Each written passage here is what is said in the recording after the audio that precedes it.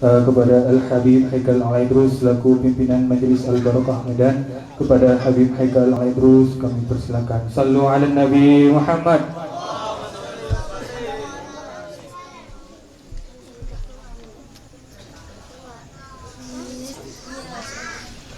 Assalamualaikum warahmatullahi wabarakatuh. Untuk Mahrizal tadi dikasih waktu 5 menit. Saya dikejatah berapa menit? 3 menit mungkin. Masya Allah. Alhamdulillah Alladzi hadana lihadza wa ma kunna linahtadiya laula an hadana Allah. Allahumma salli wa sallim ala sayyidina Muhammadin miftah bab rahmatillah adada ma fi ilmillah salatan wa salaman daimaini bidawami mulkillah wa ala alihi wa sahbihi wa mawalah wa la hawla wa la quwata illa billah. Yang saya hormati, yang saya muliakan sahibul bait, orang tua saya Al-Habib Hasan bin Ali Al-Attas, akhina sahibul bait juga Al-Habib Ali bin Hasan Al-Attas, pimpinan Majlis Al-Majhad, juga guru kita bersama Kiai Haji Mufti Ahmad Nasihin, para habaib, para ustaz, para tengku imam, semua yang tidak dapat saya sebutkan satu persatu nama-namanya. Hadirin hadirat yang dirahmati oleh Allah Subhanahu wa taala, mudah-mudahan Allah Subhanahu wa taala memberkahi malam kita malam hari ini.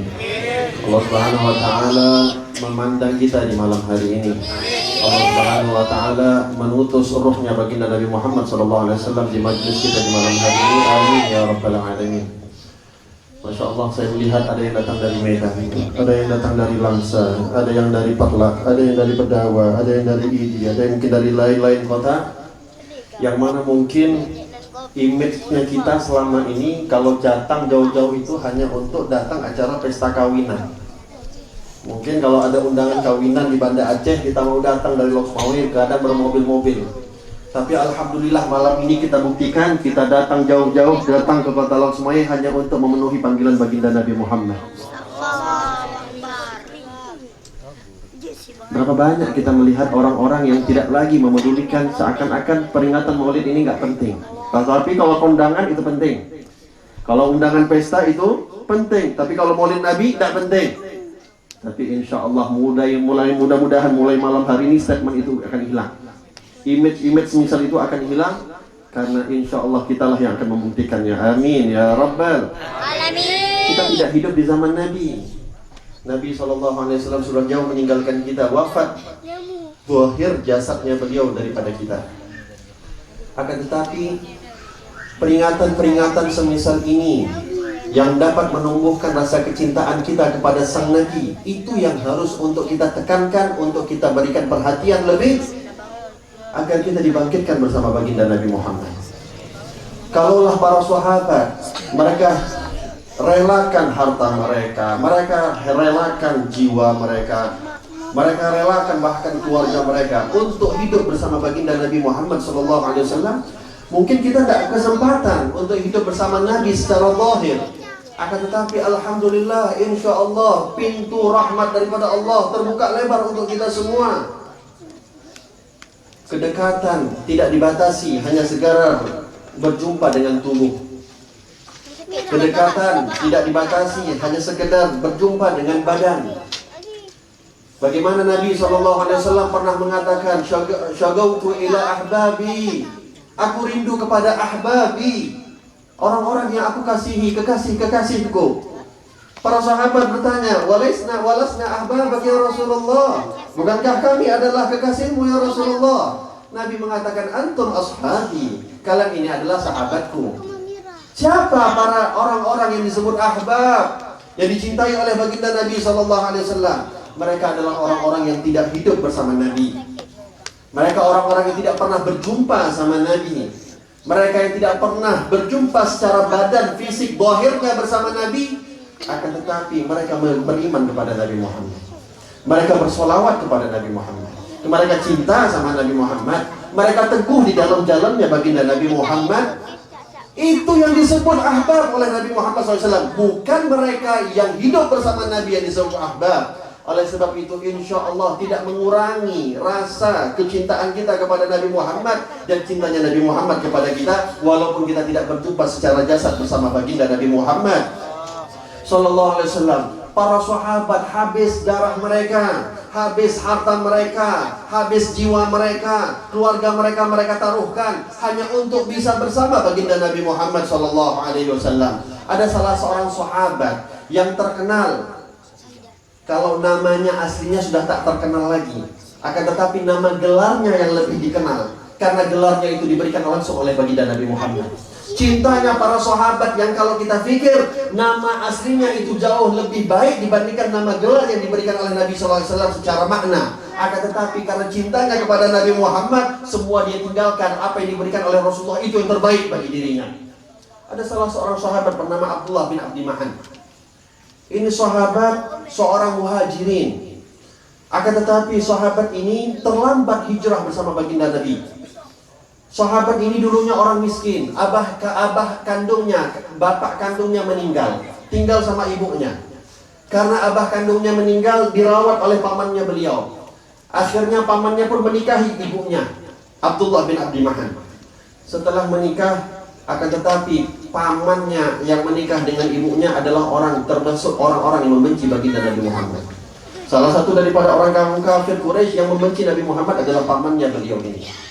Sehingga dikatakan Abdullah bin Abdi Mahan yang dulunya orang miskin karena ibunya meninggal menikah dengan pamannya menjadi orang kaya karena pamannya orang kaya.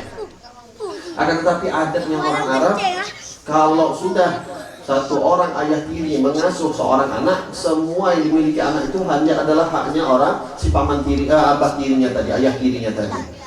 Sehingga bertahan Abdullah bertahun-tahun ingin mencoba bisa hijrah mengikuti baginda Nabi Muhammad SAW, ditahan oleh orang-orang kaum kafir Quraisy termasuk ayah tirinya sendiri. Akhirnya sabar 1 tahun tidak ikut sama Nabi, 2 tahun tidak ikut sama Nabi, di tahun ketiga tak tahan lagi hati berpisah dengan Nabi. Abdullah tahu kalau dia pergi secara terang-terangan ayahnya akan menghadangnya. Akhirnya Abdullah diam-diam di malam hari kemas barang, bawa bekal, keledai disiapkan, diam-diam untuk dia pergi bisa hijrah bersama Nabi Muhammad. Ketika mau keluar, ayah tirinya rupanya tahu bahwasanya anak tirinya ini mau berangkat berjumpa dengan Nabi, mau hijrah ke kota Madinah. Dihadang, diperintahkan oleh orang-orang kaum kafir Quraisy untuk menghadang ini Abdullah bin Abdi Mahan. Ketika baru berjalan keluar dari kota Mekah sudah dihadang oleh orang-orang kaum kafir Quraisy. Abdullah bin Abdi Mahan dihadang, ketika itu ayah tirinya datang mengatakan, "Ya Abdullah, mau kemana engkau?" Namanya Abdullah, hambanya Allah. "Mau kemana engkau ya Abdullah?" Katanya, "Aku mau hijrah bersama Nabi Muhammad, aku mau pergi ke kota Madinah." Kata ayah tirinya, "Lah, kau tak boleh pergi selama-lamanya, kau harus tinggal di kota Mekah." Kata Abdullah, "Demi Allah, aku tidak tahan lagi di kota Mekah karena jasadku tidak bisa berjumpa dengan baginda Nabi Muhammad SAW. Tolong kalian lepaskan aku agar aku bisa berjumpa dengan Nabi SAW." Kata ayah tirinya, "Kalau engkau tetap memaksa, oke, kau boleh pergi ke kota Madinah. Akan tapi dengan syarat semua yang ada engkau bawa itu engkau tinggalkan, tak boleh ada yang kau bawa ke kota Madinah." "Engkau ingin apa?" kata Abdullah. "Mau bekalku, ambil. Engkau mau keledaiku, ambil. Semua yang aku miliki, ambil." Akhirnya Abdullah sudah siap untuk pergi hanya dengan membawa apa yang ada di tubuhnya. Bekalnya ditinggalkan, keledainya ditinggalkan, sebagai tunggangannya semuanya ditinggalkan. Ketika ingin jalan, ayah tirinya mengatakan, tunggu. Itu baju yang ada di pakaian yang ada di badanmu, baju yang sekarang ada di badanmu, itu juga tanggalkan, karena itu adalah milikku. Abdullah mengatakan, ini adalah sesuatu yang untuk menutup auratku. Akhirnya ibunya Abdullah ini datang, ibu kandungnya, merasa kasih sayang, ditinggalkan bajunya itu, ibunya memberikan 2 kain, 1 kain untuk menutup bawahnya, 1 kain untuk menutup atasnya. Diberikan kepada Abdullah ini sebagai penutup, kain yang sudah lusuh, kain yang panjang dirobek untuk menutupi 2 bahagian auratnya Abdullah bin Abdi Mahan. Dengan 2 kain itu datanglah Abdullah menuju kota Madinah, yang harusnya sudah siap dengan keledai, akan tetapi berjalan kaki. Tak ada bekal berjalan di kota Madinah. Kalau kita sekarang dari kota Mekah menuju kota Madinah mungkin menghabiskan waktu 5 jam, 6 jam naik mobil dengan perjalanan 120, 140 km per jam. Dulu di mana orang kalau naik unta, naik keledai, bahkan ini Abdullah jalan kaki. Nabi Muhammad SAW ketika hijrah dari kota Mekah menuju kota Madinah bersama Sayyidina Abu Bakar As-Siddiq jalan kaki beliau Untuk apa? Untuk kita, pengorbanannya untuk kita umat baginda Nabi Muhammad. Perjuangan yang dialami oleh Rasulullah dan para sahabat hanya untuk agar kita sebagai umatnya yang hidup sekarang ini merasakan kenikmatan di dalam ibadah, kenikmatan di dalam mencintai baginda Nabi Muhammad Sallallahu Alaihi Wasallam. Akhirnya Abdullah dalam keadaan lusuh, tak ada bekal, sampai ke kota Madinah. Nabi Sallallahu Alaihi Wasallam sudah mendengar Abdullah bin Abdi Mahan akan mau sampai, bahwasanya beliau datang hijrah dari kota Mekah menuju kota Madinah sendirian, disambut oleh para sahabat. Nabi Muhammad Sallallahu Alaihi Wasallam menyambut beliau di pintu kota Madinah ketika sampai Abdullah bin Abdi Mahan yang kainnya sebelum hijrah sudah lusuh, apalagi ketika sampai hijrah ke kota Madinah tambah lusuh, dalam keadaan hitam, kelaparan, berhari-hari tak ada makanan yang masuk ke dalam perut beliau. Ketika sampai disambut oleh Nabi Sallallahu Alaihi Wasallam, dipeluk oleh Nabi Sallallahu Alaihi Wasallam. Lalu Rasulullah melihat dua pakaian yang ada dimiliki oleh Abdullah bin Abdi Mahan, tak ada satupun apa yang dibawa. Nabi Sallallahu Alaihi Wasallam mengatakan, anta dzul bijadain, anta ya Abdullah ismak dzul bijadain. Kata Nabi, kata dzul bijadain Abdullah ini, ya Rasulullah, kalau memang itu gelar yang engkau berikan kepadaku, aku tinggalkan nama Abdullahku dan aku akan pakai nama dzul bijadain yang engkau berikan kepadaku. Sehingga sampai sekarang mungkin banyak di antara kita yang nggak kenal siapa nama asli dzul bijadain. Kita lebih familiar dengan nama dzul bijadain. Tapi kalau ada juga yang nggak tahu dzul bijadain, nah itu berarti memang nggak tahu apa-apa masalah Nabi. Masalahnya kita sekarang di zaman ini adalah bukan dzul bijadain. Kadang Abu Bakar, Umar, Utsman, Ali pun kita nggak paham. Kalau disebut nama Nabi Muhammad SAW udah mentok Muhammad bin Abdullah, lebihnya udahlah Allahu a'lam. Tahunya kalau disebut tentang Nabi Muhammad, ya lahir di kota Mekah, hijrah di kota Madinah, wafat di kota Madinah, umur 40 tahun jadi Nabi, segala macam. Hanya sekedar itu. Tapi kalau ditanya lebih detail, tidak tahu. Kalau ditanya masalah pemain bola, semuanya hafal. Kalau bisa sebut nama stadion, nama wasit dihafal. La haula wala quwata illa. Maka kita perlu untuk menambah pengetahuan kita tentang baginda Nabi Muhammad Sallallahu Alaihi Wasallam. Kalaulah Abdullah yang disebut dzul bijadain oleh Nabi Sallallahu Alaihi Wasallam, mereka tinggalkan hartanya, mereka tinggalkan semua apa yang dia miliki hanya untuk bisa sampai sama Nabi. Masa kita hanya hadir untuk bisa sholawat sama Nabi, untuk bisa menyebut nama Nabi, yang itu juga manfaatnya bukan untuk Nabi, untuk kita semua. Wallahi ya ikhwan, hadirin hadirat, Nabi tidak mulia dengan kita sholawat kepada beliau. Nabi tidak tambah mulia dengan kita mengerjakan sunnah beliau. Nabi tidak tambah mulia karena kita mengerjakan atau melaksanakan maulid beliau. Tidak.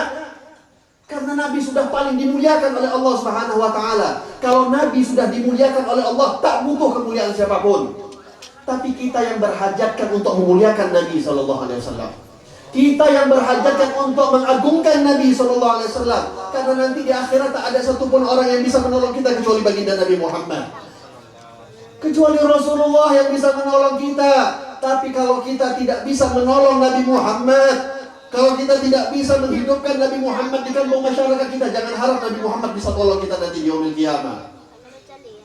Kalaulah 40 malam yang dilaksanakan setiap tahun, yang kita anggap itu harusnya kurang.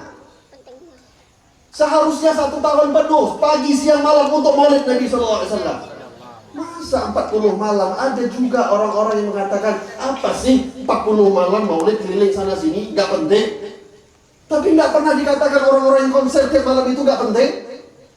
Kalau urusan maulid, apa sih? Keliling sana, rumah sini, baca sholawat sampai larut malam. Kenapa ngerjain begitu? Tapi nggak pernah orang-orang yang batu, orang Medan itu sampai diprotes. Kenapa orang-orang yang berkaitan dengan maulid Nabi yang diprotes? Insya Allah di Aceh nggak ada, di Loksmawe nggak ada, di Medan kami dapat itu. Di Medan kami dapat itu. Ada aja orang mau ngomong, ngapain sih 40 malam? Laki perempuan keluar.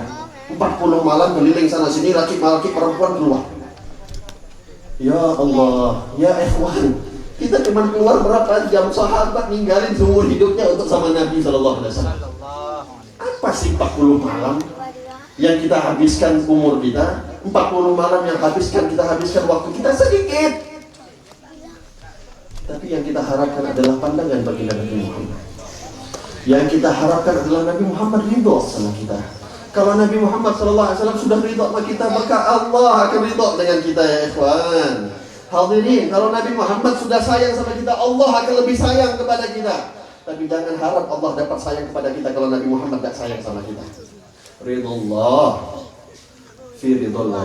Ridullah, ada ridhonya Nabi Muhammad di dalam ridhonya Rasulullah sallallahu. Ada ridhonya Allah di dalam ridhonya baginda Nabi Muhammad sallallahu alaihi wa ala alihi wasallam. Sebagaimana Allah selalu mengaitkan untuk bertakwa kepada Allah, takwa sama Nabi Muhammad. Taat sama Allah, taat sama Nabi Muhammad. Tak bisa kita taat sama Allah, tak taat sama Nabi Muhammad. Tak bisa kita takwa sama Allah, tak takwa sama Nabi Muhammad. Mustahil. Oleh sebab itu bukannya kita merendahkan majlis fikih bagus, majlis tauhid bagus, majlis tasawuf bagus, baik untuk disebarkan di mana-mana, diadakan di mana-mana. Akan tetapi di zaman-zaman kita sekarang ini kita berhajatkan untuk majlis-majlis yang menghidupkan hati kita bisa bercinta baginda Nabi Muhammad, bisa menghidupkan hati kita untuk cinta sama Nabi Muhammad. Karena mungkin di majlis-majlis fikih, di majlis-majlis yang mulia itu kita belum bisa dapatkan sepenuh hati kita untuk bisa menambah kecintaan kita kepada Nabi Muhammad. Tapi alhamdulillah di peringatan Maulid semisal ini yang kita bacakan sirah Nabi, di peringatan Maulid semisal ini yang kita sebut-sebut nama Nabi, yang kita dengar ceramah-ceramah juga yang isinya tentang Nabi, yang kita harapkan mudah-mudahan Nabi kenal sama kita. Yang kita harapkan mudah-mudahan Nabi tahu nama kita. 40 malam dan insya Allah akan lanjut 41, 42, 43, bahkan mungkin 1000 malam sekalipun. Yang kita harapkan setiap hari kita menyebut nama Nabi Muhammad SAW. Nabi Muhammad menyebut nama kita. Nabi Muhammad menyebut nama kita. Ya Allah ya ikhwan, kalau Nabi Muhammad sudah menyebut nama kita, kurang nikmat apa lagi yang kita beri, yang kita dapatkan ya ikhwan.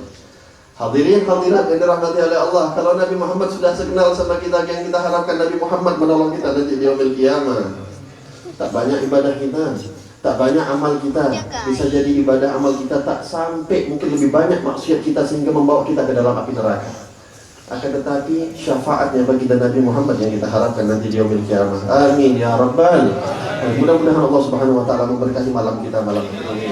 Allah Subhanahu wa taala memberkahi duduk kita, memberkahi keringat kita, memberkahi usaha kita, memberkahi langkah kaki kita untuk sama-sama kita hadir pada malam hari ini. Mudah-mudahan dibalas pandangan oleh Allah Subhanahu wa taala, dibalas pandangan oleh baginda Nabi Muhammad SAW. Satu pandangan daripada Allah Subhanahu wa taala dapat meleburkan semua dosa-dosa yang ada di tubuh kita. Mudah-mudahan hadirnya kita pada malam hari ini Allah ampuni dosa-dosa kita semua.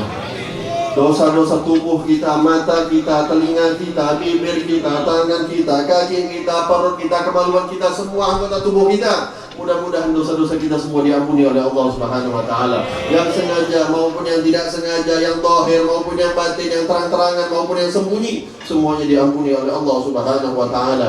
Allah Subhanahu wa taala berkahi kepada majlis al-masyhad. Allah Subhanahu wa taala gerakkan para pemuda-pemuda, orang-orang yang ada di Kota Lok Semawi, orang-orang tuanya, anak-anak kecilnya, mudah-mudahan insya Allah bisa sama-sama di dalam majlis al-masyhad, bisa sama-sama mewarnai Kota Lok Semawi dengan mengucapkan, membasahi lisan mereka dengan mengucapkan baginda, salawat kepada baginda Nabi Muhammad Sallallahu alaihi wasallam. Orang tua kita, habaib kita, mereka semua, para tengku-tengku imam, para tengku-tengku kiai-kiai semua, mudah-mudahan Allah Subhanahu wa taala berkahi mereka semua. Allah jaga mereka semua. Allah berikan kesehatan kepada mereka, panjangkan umur mereka ya Allah.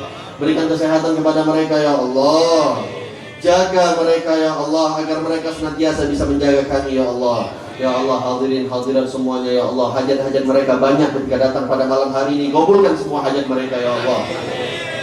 Kabulkan semua hajat mereka ya Allah. Mereka punya hajat dunia, mereka punya hajat akhirat. Engkau yang lebih mengetahui hajat mereka. Kabulkan semua hajat mereka ya Allah. Amin ya rabbal alamin. Allah ja'al hadzal jam'ana jam'an marhuma wa la tafarruqna min ba'di tafarruqan ma'suma wa la syaqiyya wa la mahruma bi rahmatika ya arhamar rahimin. Allahumma arham umat Sayyidina Muhammad, Allahumma ihfaz umat Sayyidina Muhammad, Allahumma ansur umat Sayyidina Muhammad, Allahumma ijbur umat Sayyidina Muhammad, Allahumma ighfir li umat Sayyidina Muhammad, Allahumma farij an umat Sayyidina Muhammad. Bihaqi Sayyidina Muhammad wa ala ali Sayyidina Muhammad, bihaqi Sayyidina Muhammad wa ala ali Sayyidina Muhammad, bihaqi Sayyidina Muhammad wa ala ali Sayyidina Muhammad, ij'alna min khiyari umat Sayyidina Muhammad. Ya Allah, jadikanlah kami sebaik-baik umat Nabi Muhammad ya Allah. Jadikanlah kami sebaik-baik umat Nabi Muhammad ya Allah. Jadikanlah kami sebaik-baik umat Nabi Muhammad ya Allah. Ya Allah, mudah-mudahan malam hari ini menjadi saksi. Ya Allah, kumpulkan kami nanti bersama baginda Nabi Muhammad. Kumpulkan kami nanti bersama baginda Nabi Muhammad, ya Allah. Jangan kau pisahkan kami, ya Allah. Sudah cukup dohir kami berpisah di dunia, ya Allah. Jangan kau pisahkan lagi nanti kami di akhirat, ya Allah. Jangan kau pisahkan lagi kami nanti di akhirat, ya Allah. Jumpakan kami bersama baginda Nabi Muhammad Sallallahu Alaihi Wasallam. Semua yang hadir pada malam hari ini, Allah, kumpulkan kami nanti bersama di yaumil qiyamah bersama baginda Nabi Muhammad Sallallahu Alaihi Wasallam. Amin ya rabbal alamin. Wal afu minkum. Assalamualaikum warahmatullahi wabarakatuh.